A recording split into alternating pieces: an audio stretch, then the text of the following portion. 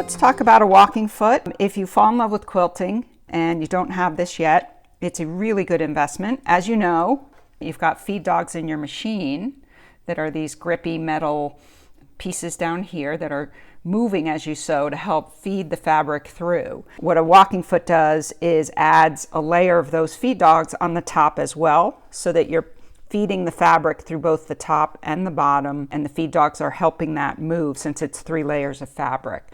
So it's pretty simple.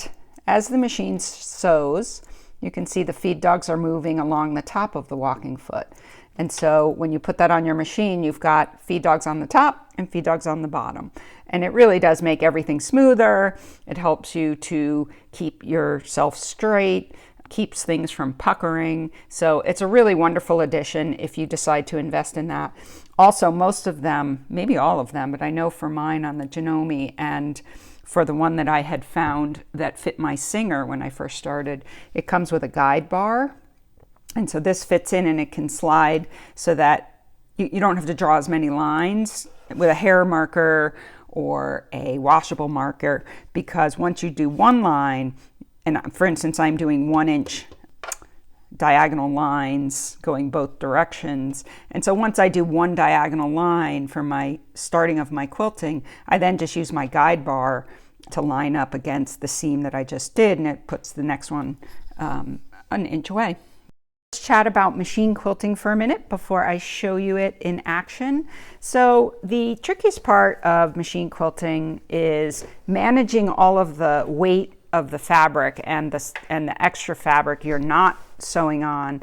So the best way to do that is I roll the sides. If you can see here, I've already quilted this side. I'm going to show you some action sewing, putting a line 1 inch away going this direction. So I've rolled up this part so that I can see where I'm working. And you can't really see, but I've got a ton of quilt on top of me, because you always want to make sure it's not catching on anything. And that, I remember my first quilt, that was tricky and I was getting a little frustrated. You just have to slow down and keep maneuvering and you'll get it. You'll want to use a needle that is heavier duty than the one you pieced with. In general practice, you want to go up to a slightly heavier duty needle, a sharper, heavier duty needle, because it's going through your quilt sandwich. So it's going through the top quilt, the batting, and the backing. And so it just gives you that extra sharpness to do that really smoothly.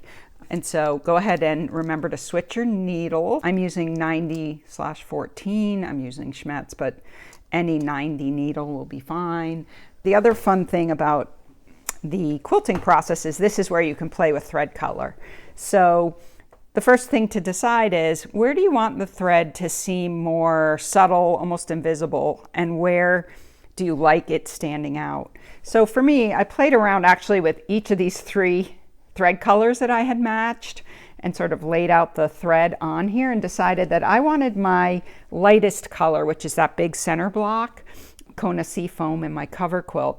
I wanted that to be more subtle, and so I ended up matching my thread to this minty color, and so you don't see it as much here. It's more subtle, and you'll see the quilting, but you won't really see the thread.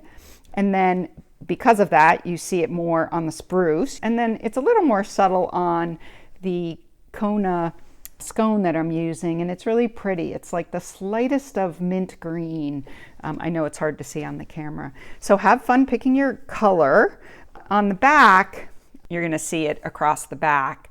Some people change the bobbin color, and so you can see a different color on the back than the front. I'm sure it's fun, but stick to a single thread, I think, for this first one. And luckily, this is a baby quilt, so you have less to manage and to shove through the throat of the machine. So let me show you in action and have fun with machine quilting if that's what you decide to do.